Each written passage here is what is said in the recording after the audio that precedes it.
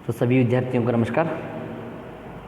तो विद्यार्थियों, हम पिछले क्लासेस में आपके जो तीसरा जो पाठ है बीबीए का, काश हम थोड़ा इंसान बन पाए होते, तो इस पाठ के बारे में हमने चर्चा किए थे कुछ विषयों के बारे में। जैसे एक स्त्री या एक बच्ची की कहानी यहाँ पर हम देखा, जैसे जन्म लेने से पहले जब माँ के कोख में वे पल रही थी तब की कहानी से लेकर जब उसका जन्म एक लड़की के रूप में जन्म हुआ और किसी तरह से वे धीरे धीरे आयु में बड़ी होती गई, तो उसके सोच कहीं सारे इस सोच में वे पड़ जाती है, काश ये इंसान के रूप में मेरा जन्म ऐसा क्यों हुआ। क्योंकि इंसान आज वो इंसान नहीं रहा जो पहले रहा करता था। कई सालों के पहले जब इंसान ही नहीं था तो जानवर रहा करते थे। आज भी वो जानवर जैसे व्यवहार वो इंसान के अंदर आए हैं। वो समय देखकर किस तरह से एक नारी पर अत्याचार करता है, ऐसे कई सारे विषयों के बारे में हमने पिछले क्लास में चर्चा किए थे। सदियों से लेकर आज भी पुरुष जब नारी पर अनेक रूपों में अत्याचार करता ही आ रहा है। समय साक्षी है कि इस देश की महिलाओं ने घर, परिवार, समाज और देश की खुशी के लिए अपने सारे दुखों को हंसते हुए सहा है। तो विद्यार्थियों, यहाँ पर कहा जाता है कि इस देश में जो भारत देश की एक नारी हर एक रूप में वे सहन शक्तिशाली है। एक परिवार के रूप में हो या समाज में हो या देश की खुशी के लिए हो, कहीं रूप में सहन शक्ति रखती हुई यहाँ पर वे अपना एक जीवन दे रही है, कष्टों का सामना करती हुई अपना एक जीवन बिता रही है। तो ऐसे कई सारे विषयों के बारे में यहाँ पर हमने चर्चा इस पार्ट में पिछले भी किया था, तो अब फिर इस क्लास में हम कंटिन्यूएशन देख रहे हैं। जो समाज उन्हें तिरस्कृत करता रहा, उसी समाज की मर्यादा की रक्षा के लिए आगे बढ़कर कुर्बानियाँ भी दी हैं। तो हमने कई सारा ऐसे घटनाओं को देख सकते हैं जो एक नारी, एक महिला होते हुए इस देश के लिए, इस देश की रक्षा के लिए वे कई सारे रूपों में वे सहायक रूप में बनी हुई है। जैसे कित्तूर रानी चन्नम्मा हो, रानी लक्ष्मीबाई हो, कस्तूरी बाई हो, कई सारे ऐसे महिलाएं हैं देश की स्वतंत्रता के लिए, देश की रक्षा के लिए और इस समाज के लिए भी अपने कई सारे कार्यों में वे परिश्रम करते हुए अपने जीवन को बिताया है।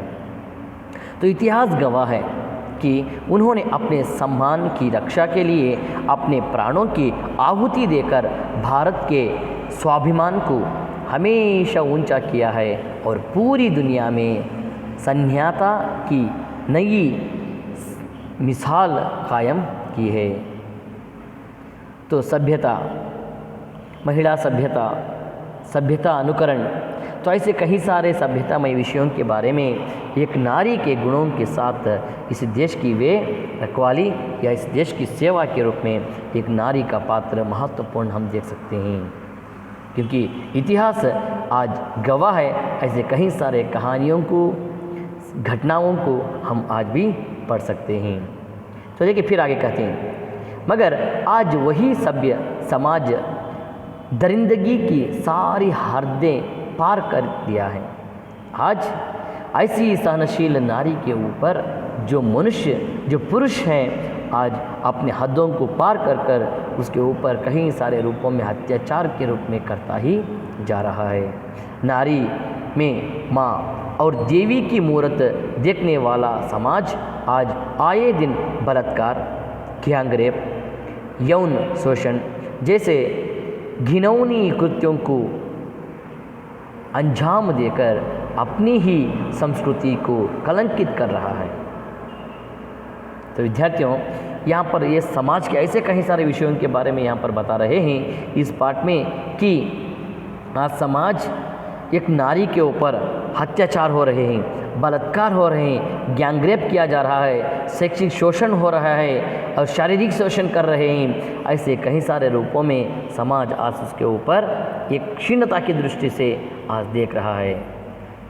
और आदमी का आदमी का पागलपन इस हद तक बढ़ गया है कि उसे अबोध मासूमों की नन्ही चीखें और मानसिक रूप से बीमार, शारीरिक रूप से असहाय बालिकाओं की विषमता की हर्षद विधारक ससकियों भी सुनाई नहीं देती। देखिए आज ये इंसान इतना दरंदगी के कार्य कर रहा है कि आज उसकी चीखें नहीं सुनाई दे रही हैं, उसकी एक दुख नहीं दिखाई दे रहा है, उससे कष्ट यहाँ पर दिखाई नहीं दे रहा है। आज ये इंसान, ये समाज इस तरह से कई सारे रूपों के अंदर उसके ऊपर अत्याचार के रूप में करता ही जा रहा है। देखिए फिर आगे यहाँ पर कुछ विषय बताते हैं। यौवनियाँ अपने ऊपर स्वयं शर्मिंदा हो जाती हैं जब ये दरिंदे अपने खून को भी कलंकित करने में शर्म नहीं करते। देखिए आज कई सारे इस समाज के अंदर उदाहरण हम देखते हैं, विद्यार्थियों देखते हैं कि एक परिवार के अंदर के अत्याचार, भाई बहन के बीच में एक कलंकित संबंध, क्या है समाज आज? कहाँ है मानवता, मानवीयता के गुण कहाँ है इस इंसान के अंदर?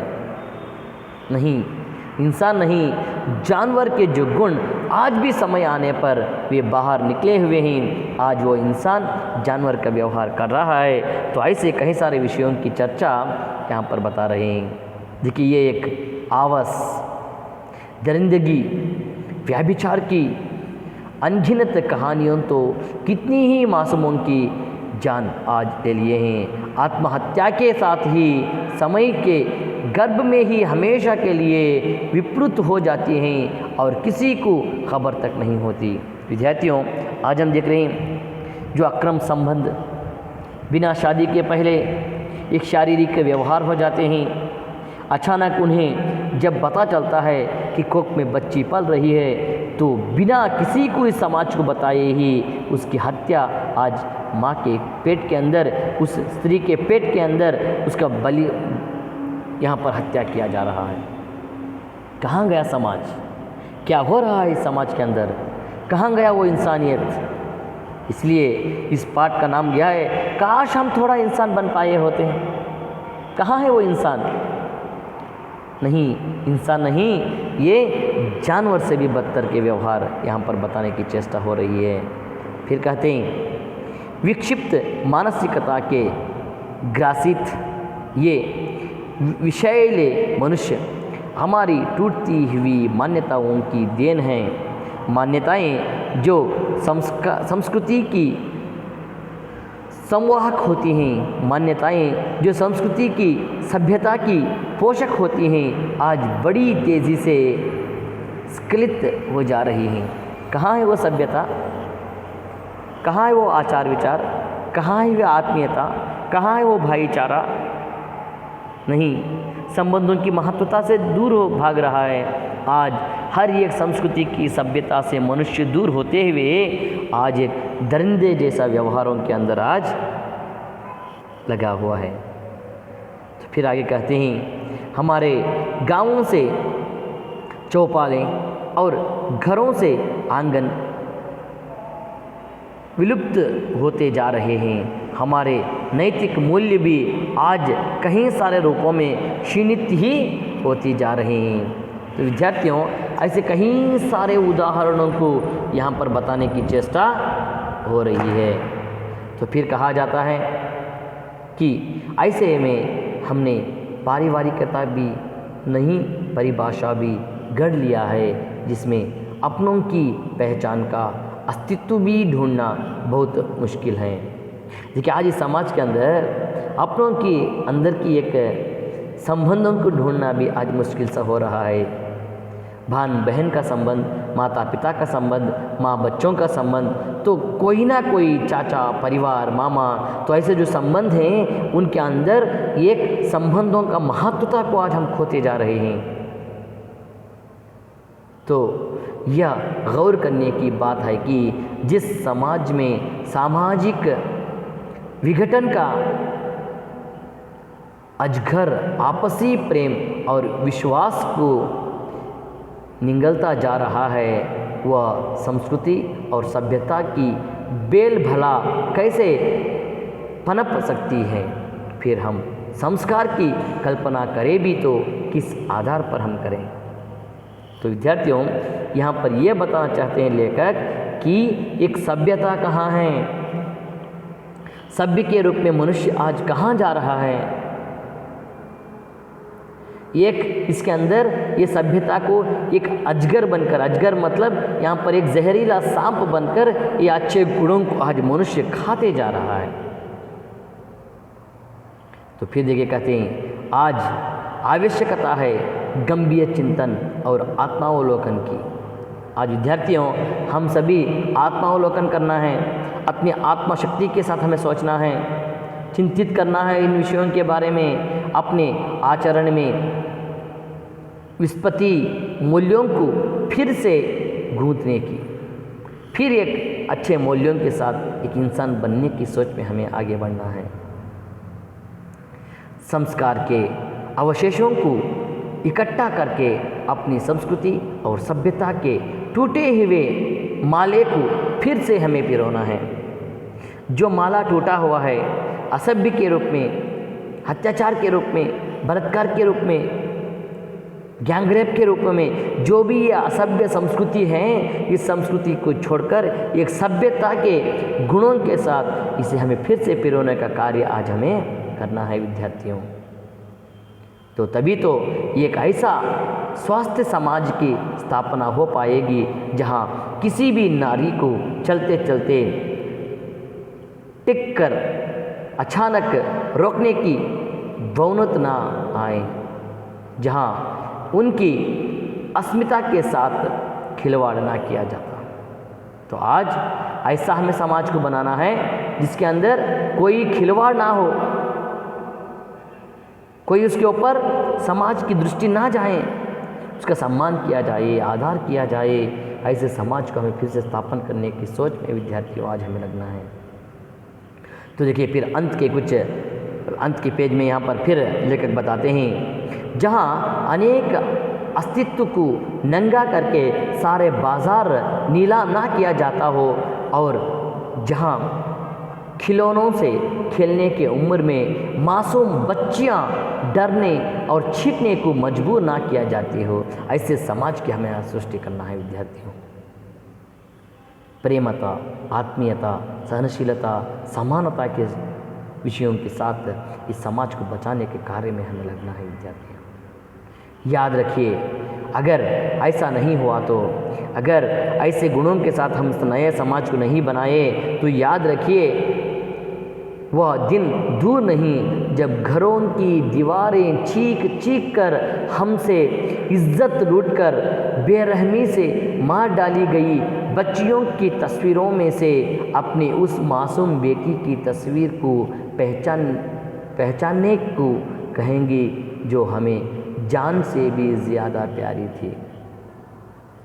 वो दिन दूर नहीं विद्यार्थियों, अगर हमें ये सभी कुछ अच्छे समाज की सोच में हम ये सभी कुछ अच्छे कार्यों में नहीं किया तो वो दिन दूर नहीं जो अपने घरों की अपनी बच्चियां, अपनी माएँ, अपनी बहनें ये चीख चीख कर अपने परिवार के अंदर ये कहे कि हमें बचा लीजिए, अपनी इज्जत को बचा लीजिए, तो ये दिन जो हमें हद से जान से प्यार करने वाले के साथ जब अत्याचार बलात्कार घरों के अंदर होंगे तो तब हम पता चलेगा कि अरे ये क्या इंसानियत है, हम क्यों इतना दरंगी हमें बन गए, क्या शैतान हमें बन गए, तब हमें पता चलेगा। तो अगर ऐसी मुसीबत नहीं आए तो हम क्या करना है, आज से ही वो कोई भी स्त्री हो, कोई भी लड़की हो, जहाँ भी उसके साथ कुछ अत्याचार हो रहा है, अनाचार हो रहा है, तो वहाँ पर हम जाएं, उसे रोकें, उसे सही रूप में हमें सुधारने की कोशिश में हमें लेकर आना है। इसे करना है तो हर इंसान को एक सभ्यता सीखना है, सभ्य के विषयों को वे जानकारी रखना है, मानवीय मूल्यों को वे सीखने की ज़रूरत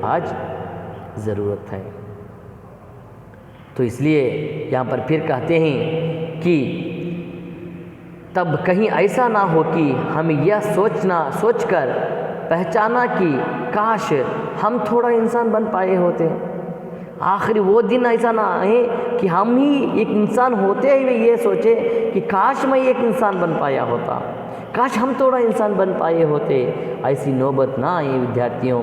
इसलिए ये समाज ये नई पीढ़ी के साथ आगे बढ़ रहा है, नए नए युग जैसे आ रहे हैं, नए नए गुण जो सीखते जा रहे हैं, लेकिन जैसे भी सीखें, जैसा भी बदलाव हो, लेकिन इंसान होना ज़रूरी है, तभी तो ये मानव कहलाएगा, नहीं तो ये जानवर से बदतर इंसानियत कहलाएगा। तो इस तरह से इस पाठ के अंदर कई सारे विषयों की जानकारी यहाँ पर हमने देखा। तो काश हम थोड़ा इंसान बन पाए होते, एक ये सेट प्रश्न है, तो यहाँ पर निबंध के रूप में था। ज्ञानचंद्र मर्माग्न ने भी कई सारे विषयों को यहाँ पर बताने की चेष्टा किया है विद्यार्थियों। तो इसे अपने जीवन के अंदर आप भी ऐसे अच्छे गुणों को लेकर आना ही ज़रूरी है। तो यहाँ को ये आपका तीसरा पाठ भी समाप्त होता है। तो अब 3 पाठ यहाँ पर आपको ख़त्म हुए हैं। तो नेक्स्ट क्लासेस में तो आगे पाठों के बारे में हम चर्चा करेंगे। तो यहाँ को हम रोकेंगे। सभी विद्यार्थियों को धन्यवाद।